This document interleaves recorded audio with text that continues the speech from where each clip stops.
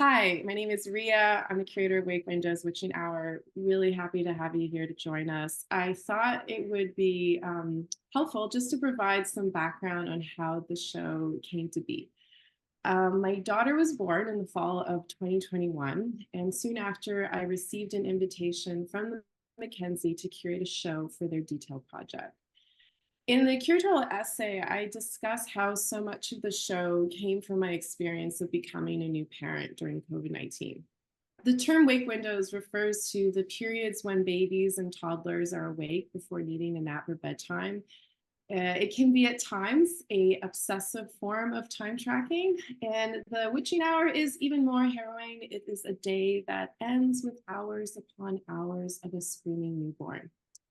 So very early on, the show's user profile, became a meta version of who I was then, a curator brainstorming a show and a new parent, chest feeding an inconsolable newborn back to sleep at 4 a.m., scrolling on the phone in dark mode, lurking online. As a interactive narrative, Wake Windows is a visual novel, essentially a text-based choose your own adventure. I'm just so grateful that Kat and Jonathan introduced me to this game form, and I'm also indebted for their steadfast support of the exhibition's development.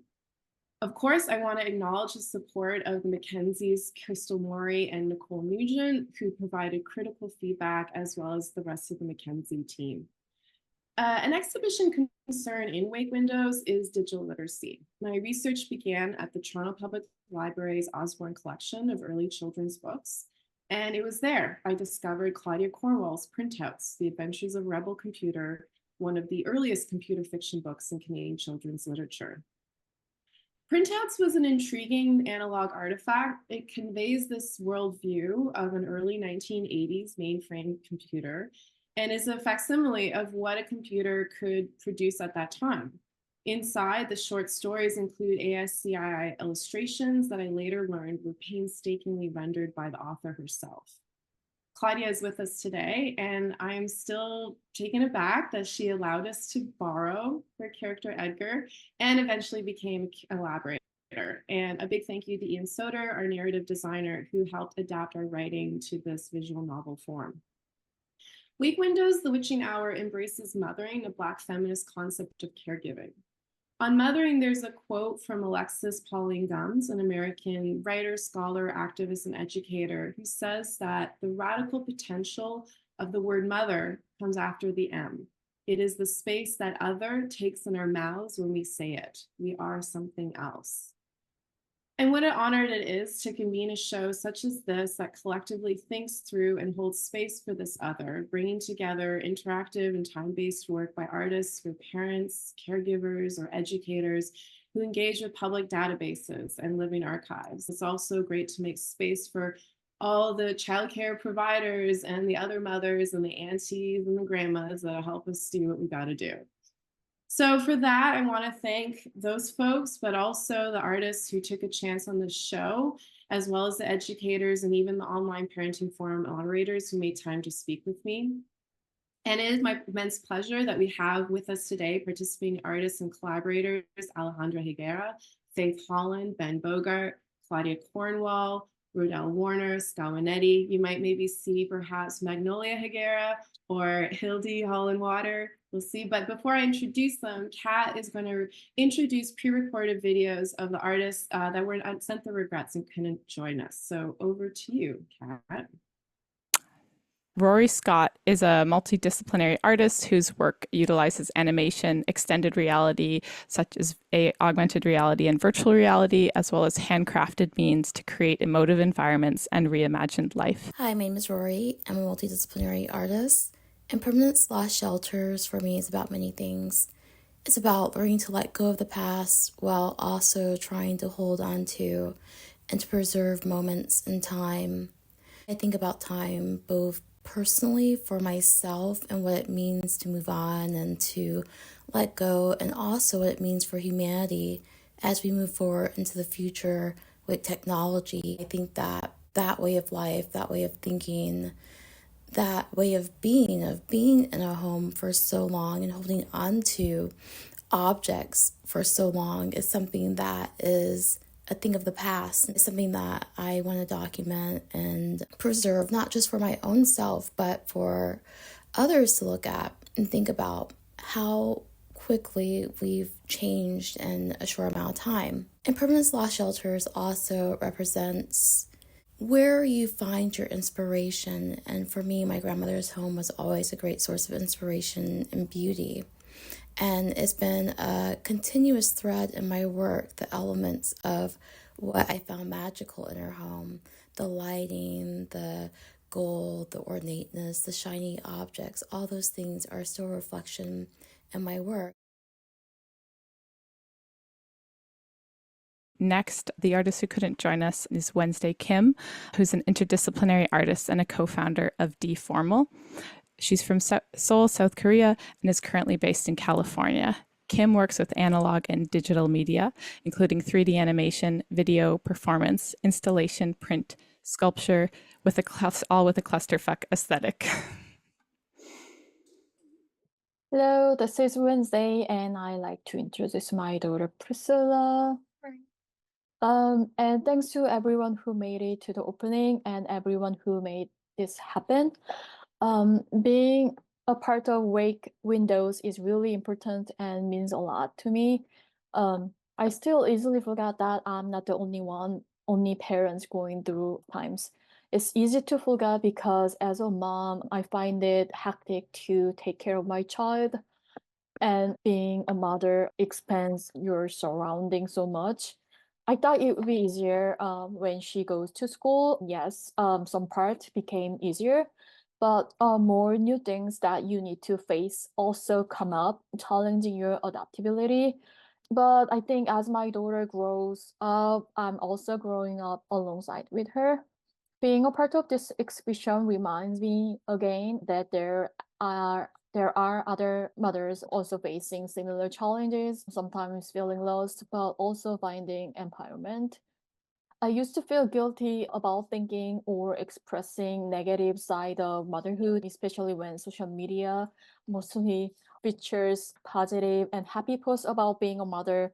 But when I but then I felt so released when I look at motherhood memes or other online communities such as Breaking Moms on Reddit and Missy USA.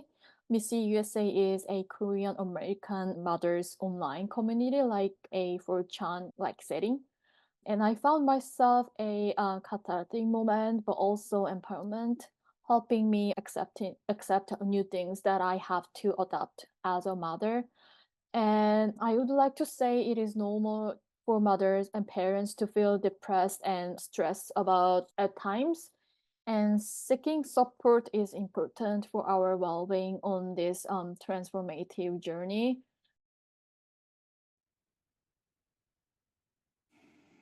That's Wednesday, and her daughter Priscilla. So lovely. The final artist who couldn't join us today is Lee McCarthy, who is a Los Angeles-based artist examining social relationships in the midst of surveillance, automation, and algorithmic living. And she's the creator of P5.js, which is an open source platform for learning creative expression through code online. Hey everyone, my name's Lee McCarthy. I'm one of the artists in the show.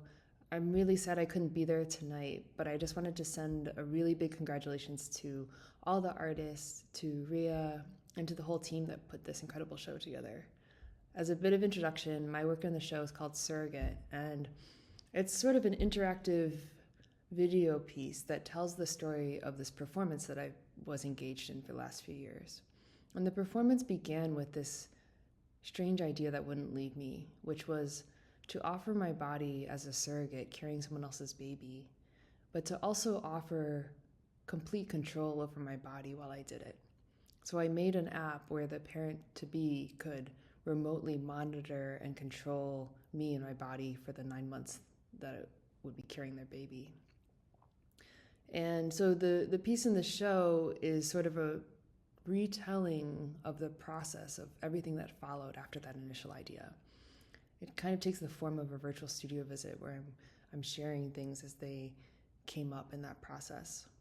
And I'm really excited to be a part of this show because I think there's so much thought here in terms of what it means to be a caretaker or to offer some of oneself to another. And I remember when I was making this performance, one of the reactions I got really often was this feeling like, well, it's really risky to be pregnant. And it's very normal to take that risk on for yourself. But to do that for someone else feels strange. Like, why would you take on that much risk for someone that wasn't your own child? And I think for me, the project was really about rethinking family, rethinking kin, rethinking where the lines are between us. Where does my body end and yours begin? Where does my sense of self end and yours begin? And so I was really struck looking through the show and thinking about how a lot of these works are thinking about what it means to really take care of someone else, to offer a piece of yourself in that way, and how you're changed in the process of it, and how the things you make are also changed in the process. So I'm so thrilled to be part of the show. There's so many artists in here that I admire greatly, and yeah, congratulations to everyone.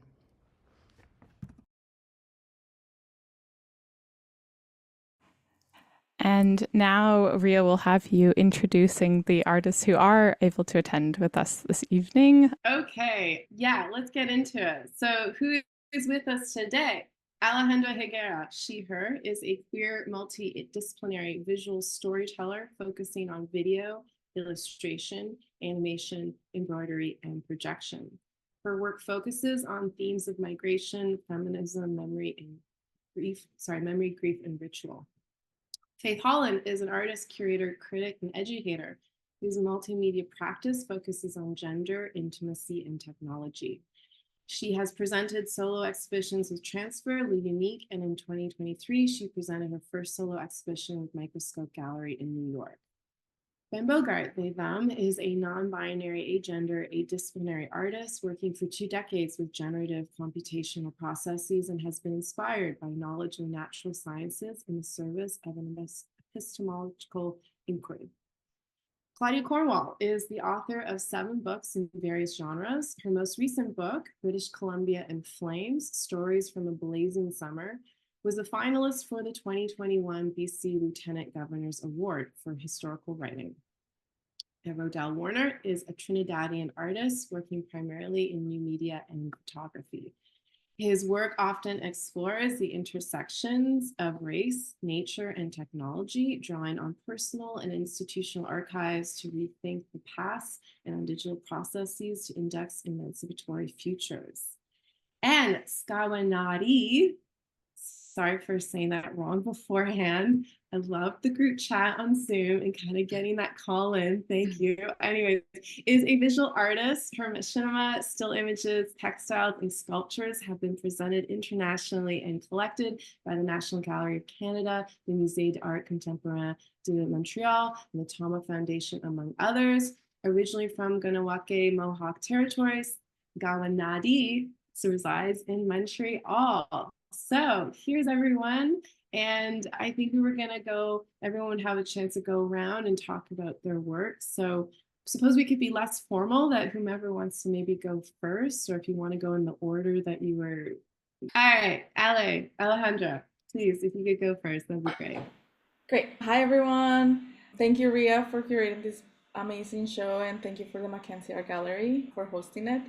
The pieces that I work on, it's a couple of GIFs and video-based work, and I also use Magnolia's drawings, and I intervene them and make little animations to bring them to life and to use my own aesthetic with hers.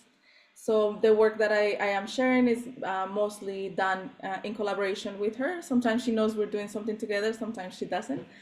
So basically, I started working with her or collaborating with her during the pandemic.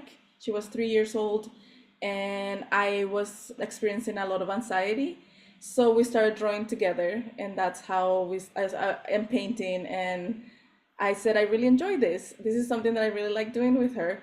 And then I started experimenting with video and using green screen So you can see some of the green screen and utilizing green screen, not with just the background, but using objects as green screen. And during that time of like research doing with her, I realized that playing is a way of communicating and connecting with Magnolia. And as a single mom, I'm no longer a single mom, but during that time I was a single mom, and I realized I didn't have enough time to be with her because I was working or having everything ready. But when we were able to play together, I realized that that's her favorite language and that's how she wants to communicate with me.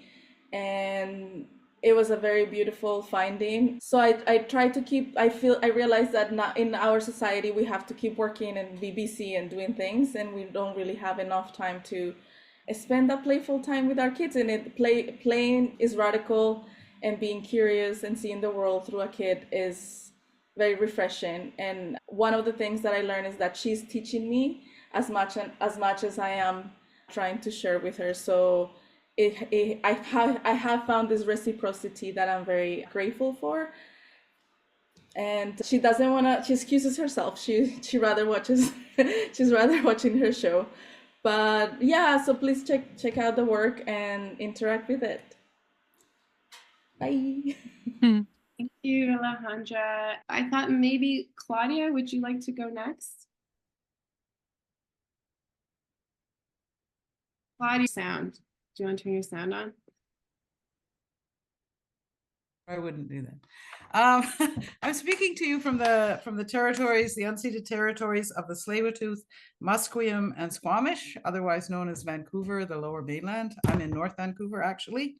So in 1982, E.T., the film, the extraterrestrial, debuted, the Falklands War started, and Disney's futuristic park, Epcot, Experimental Community of Tomorrow, opened. It was also the year that my children's book, Printouts, The Adventures of a Rebel Computer, was published. The book's novel format, I've got a copy here. Oops. Oh, you can't see it. Anyway, that doesn't work. Okay. The book's novel format featuring tractor feed holes punched down the side, an all caps font, ASCII illustrations, as well as its quirkiness attracted attention. Quill and Quire, the Globe and Mail, and other publications reviewed it. The book sold 4,000 copies, and then I went on to other things. I had been interested in the question whether non-human persons could exist. I had studied philosophy and written a thesis about whether sign language using apes were in fact persons. I realized you could also explore the idea of persons being instantiated in even more exotic structures, such as electronic devices. To do this, I created the character Edgar, who in my story was hosted on a mainframe computer. The personal computer was then in its infancy. Edgar was a rebel. Instead of doing the boring work the programmers were always giving him, he wanted to be creative. He wanted to ask questions instead of always answering them. He wanted to write poetry and create ASCII drawings. He had the soul of an artist.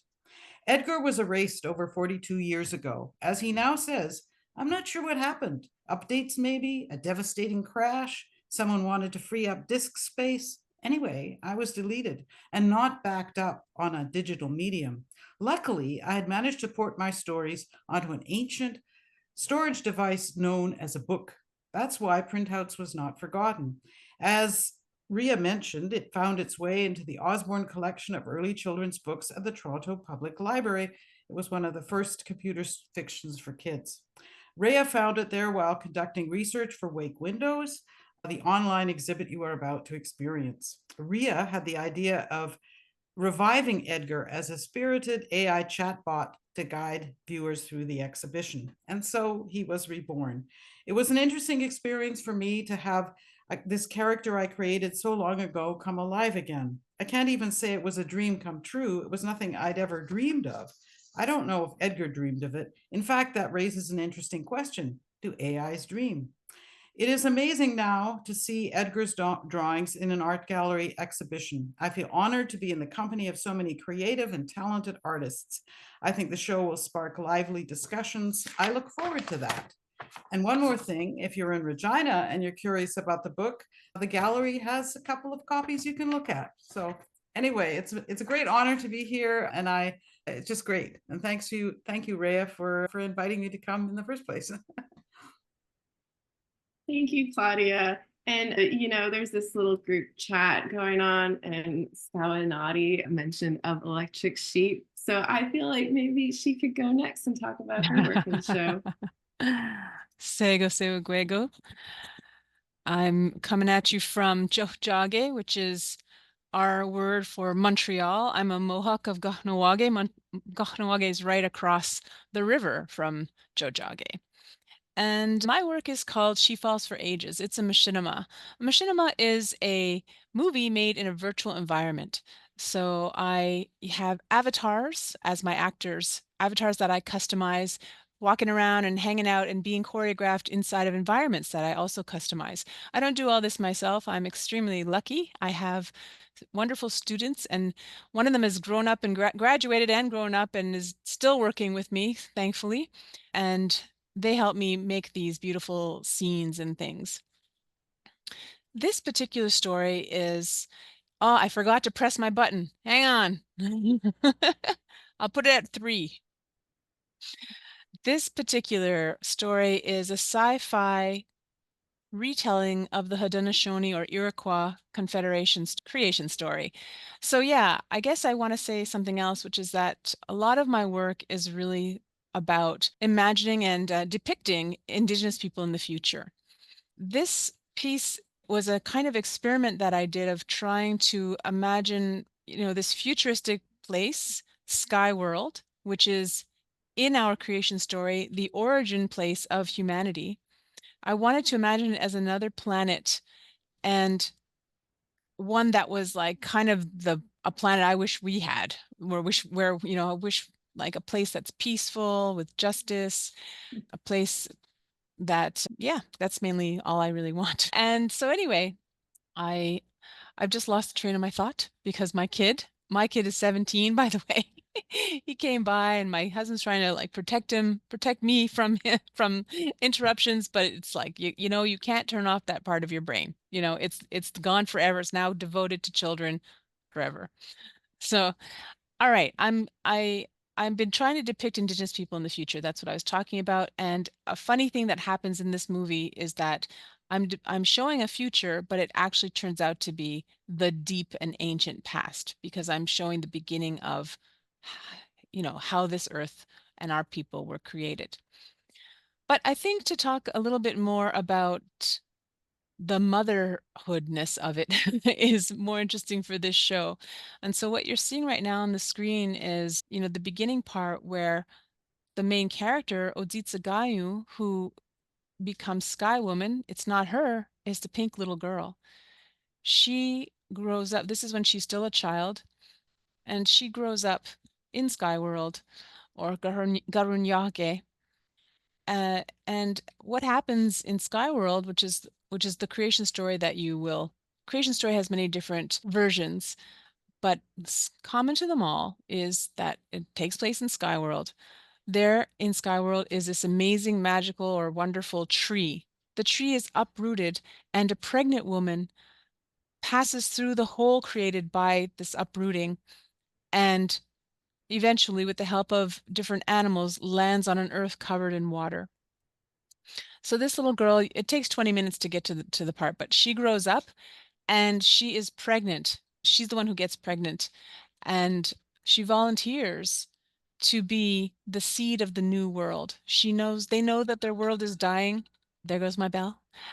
And so yeah, I feel like there's a bunch of stuff about mothering and transformation and world building that I think is connected to motherhood.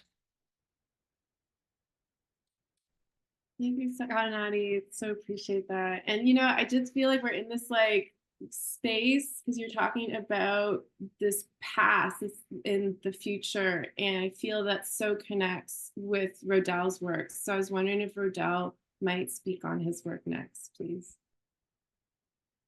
Okay, I'm gonna start my timer. Thanks, Ria. Thanks, everybody. So my work that's in this show is actually a set of postcards that feature AI-generated images of parents and children in the Caribbean and they look like they were generated some decades ago. They look like photos that were made some decades ago.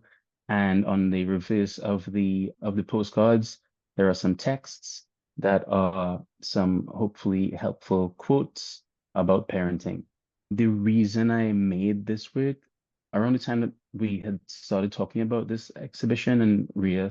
So Rea had her child around the same time that my partner and I had our child. And so we've been in, and Rea and I are friends. And so we've been talking, have been meeting and talking about parenting. And when we started meeting about this show, my partner and I and our 2-year-old were traveling and we were in Jamaica. And our child got sick and we had to go to the hospital. And at the hospital, in a very stressful moment around a lot of other parents and kids, we were able to observe sort of the ways that different parents were handling these very stressful situations that they were in, and kind of noting the different, like, what seemed to be obvious levels of ways that families were resourced or not resourced, and how that kind of correlated to whether they seem to have access to ideas about sort of gentle parenting. There were things that we had to do, like give, all the kids had the same kind of illness in the area that we were in the hospital.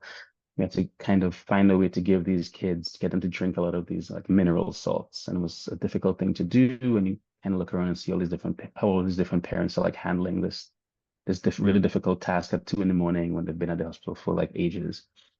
There were posters on the walls at the hospital with all kinds of information about how to do this and handle other situations. The experience in the hospital really made me think about who has access to information that helps you handle these stressful situations and who doesn't. And over the next 2 days, spending all that time in the hospital, got to really observe sort of the ways that people and reasons why some families don't have access to that type of information. So I started looking for ways to kind of share information that I felt I had access to and which felt sort of like privileged information. Also in the Caribbean, because I think of the legacy of slavery, there are ways that we have learned to and practice handling stressful situations involving children that are not ideal and that we, would like to grow out of. And I think a big part of whether or not we're able to do that has to do with like how resource parents are and how much time and how much available information there is for parents to like learn different ways of handling stressful situations, stressful parenting situations. So in searching for a way to share information that I felt I had access to, my partner Nicole, who we were in Jamaica, she's doing her research and she went to at the Institute of Jamaica, which is an archive. We'd found postcards that were printed decades ago in Jamaica and that had become like really iconic images in the life of the nation. And this format seemed to me to be a way that was really maybe ideal for sharing this information. Also, I have a project called Artificial Archive, where I use AI text to image generators to kind of imagine what the early photographic archive of the Caribbean might have looked like if the people of the Caribbean had access to photography. So this project is kind of an extension of that. And it allows me to kind of imagine sort of alternate pasts or alternative views of the Caribbean, with keeping in mind that the images that we have of ourselves kind of inform us and suggest ways that we can think of ourselves. So this project, my time is winding down.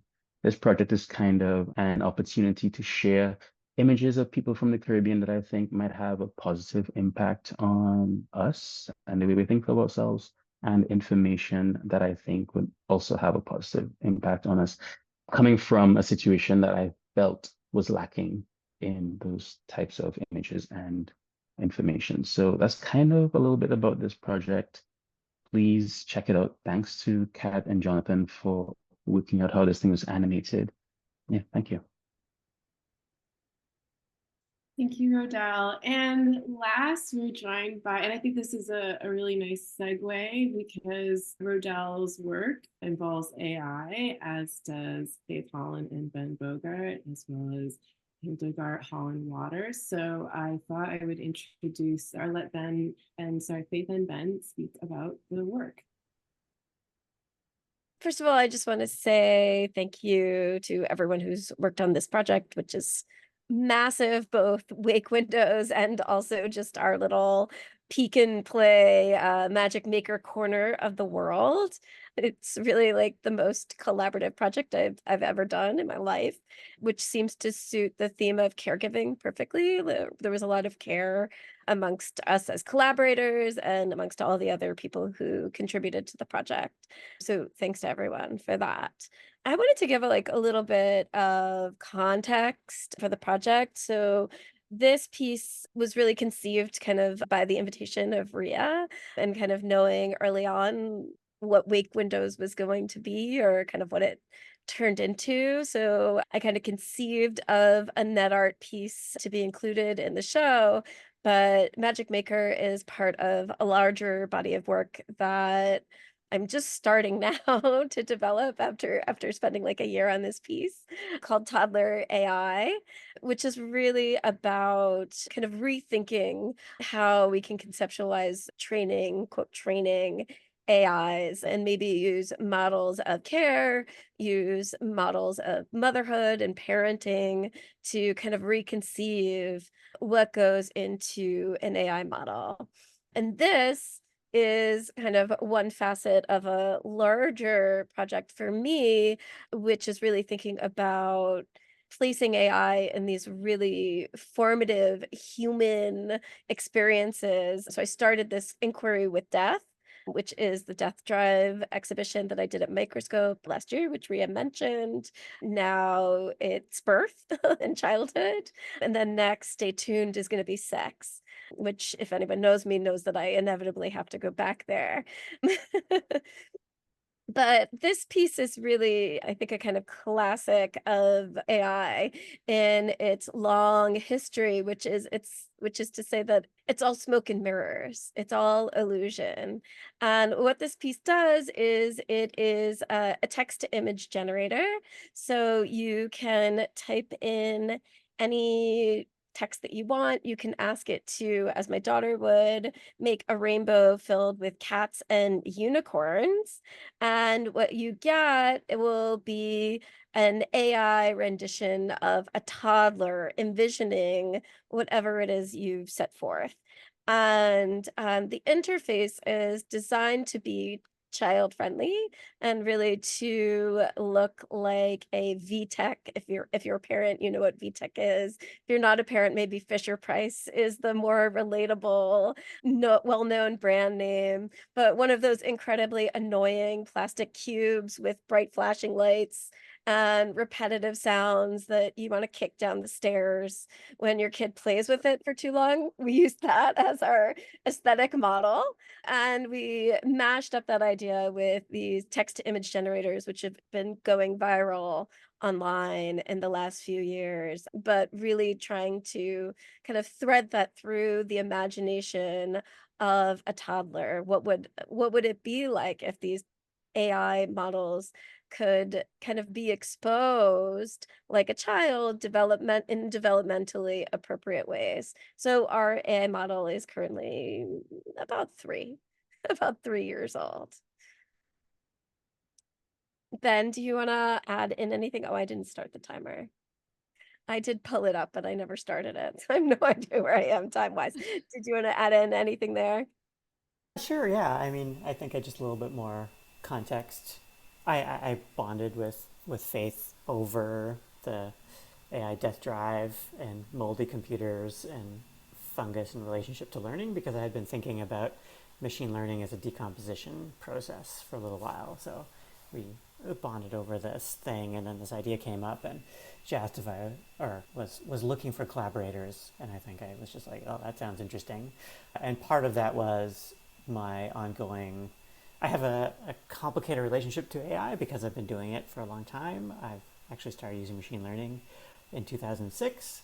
So for me, what AI is now versus what it kind of is under the hood / what it was almost 20 years ago is quite different. And I think that gives me a perspective about data and truth and reality. And I mentioned in my little artist blurb, I talk about epistemology, which is the study of how we know things. And I think about it the study of the relationship between knowledge and the world, so between images and the things that the images are about. And so AI fits really nicely in that kind of inquiry.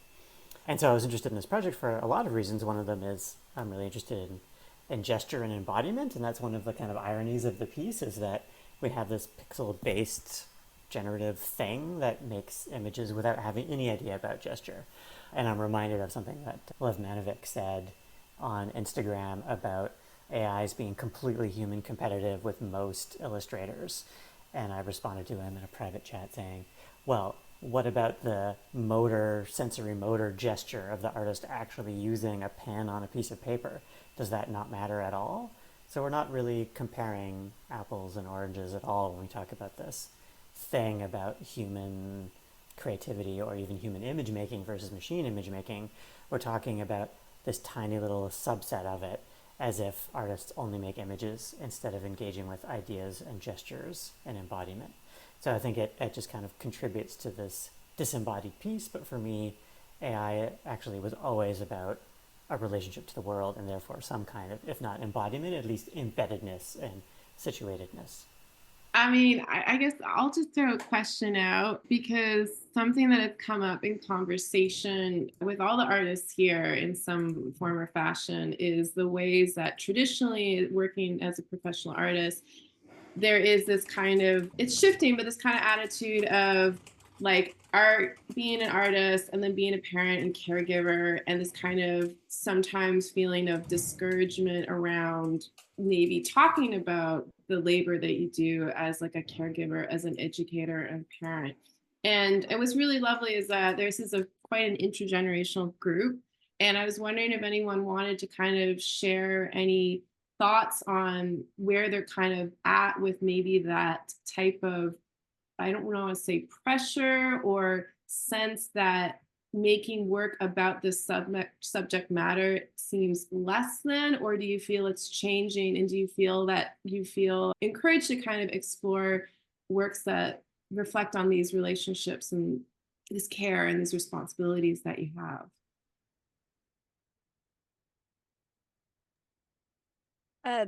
I might, oh, sorry, Claudia, did you want to comment here?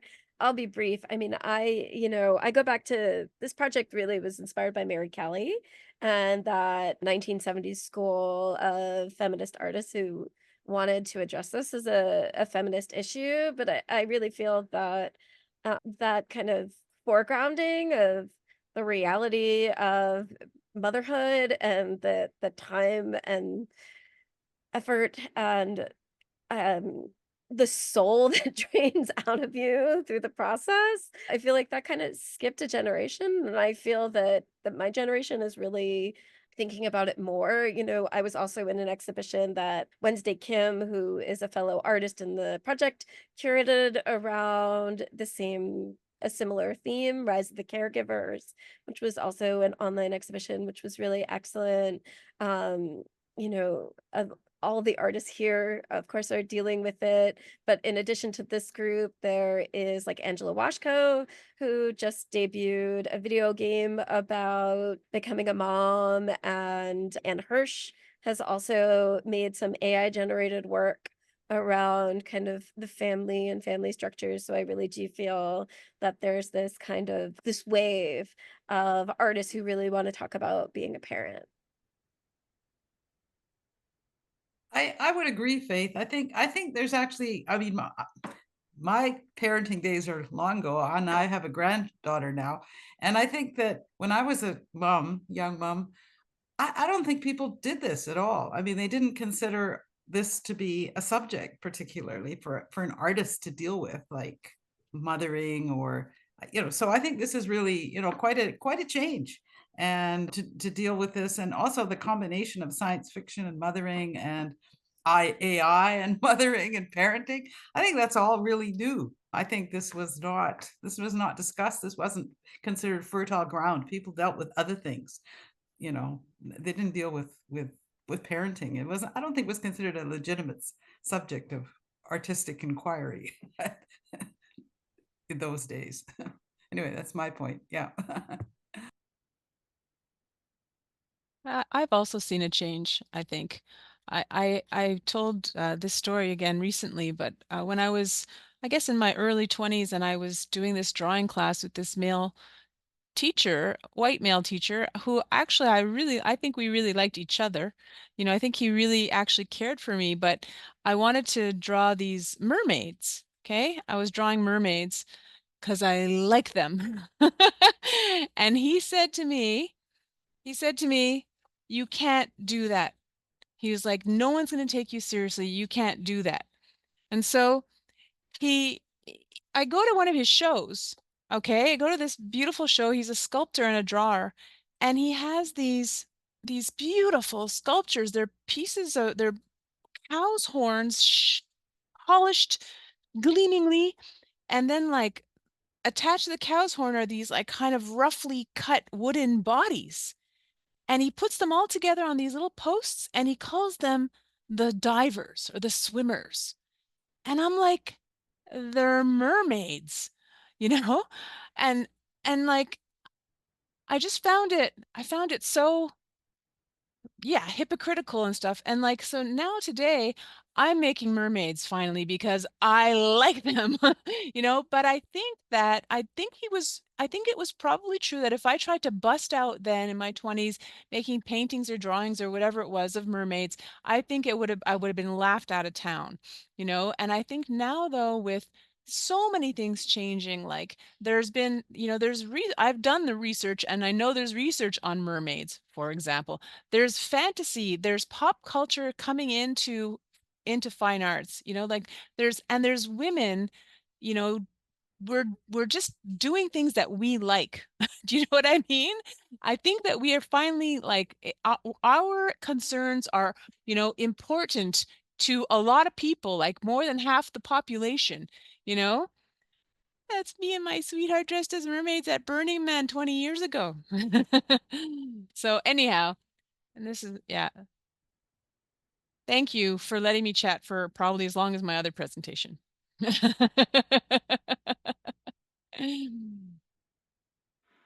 I think for me, my work is very autoethnographic, so I have to talk about mothering, and it's what I think about a lot of the time. Like it was mentioned, is like once you're a mother, it's like always in your brain. It's like not something that you can take away from you. But when I became a mother, I remember a colleague was like, "Oh, you're not gonna be able to make work. Like your life as an artist is gonna end," kind of thing.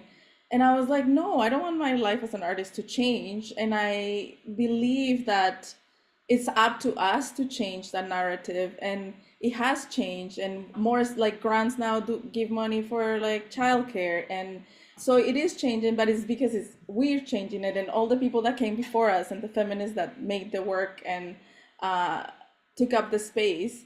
And I'm very thankful for like all of the spaces that I walked into, working with my 6-month-old in theater and like bringing her to rehearsals, and everyone paying for childcare and taking care of the baby while we're rehearsing.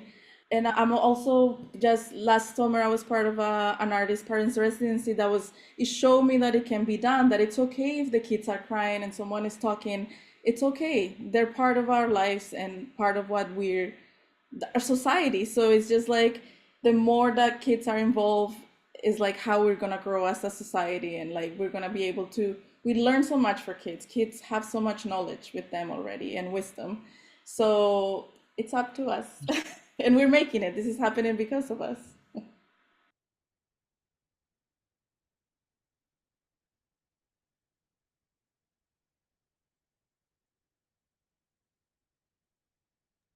I don't know. I'm not in the chat. Is there any questions? No, just a lot of support for the next exhibition featuring mermaids.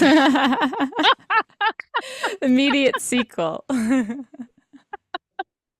But we are reaching the hour point, and I would like to draw the audience's attention to the exhibition, which is live currently at www.wakewindows.art. It's designed for mobile first. I believe that, yeah, Rea, you spoke about the logic behind this. The ideal audience member accessing it on their phone at 3 a.m. And yeah, it's all the works that were spoke about today are available for fully experience there on through that digital exhibition. And I would love, yeah, if there's no other remarks from the artists or folks around here, I would love to offer everyone an opportunity to sign off and get some rest after this launch of this project. Congratulations, everyone.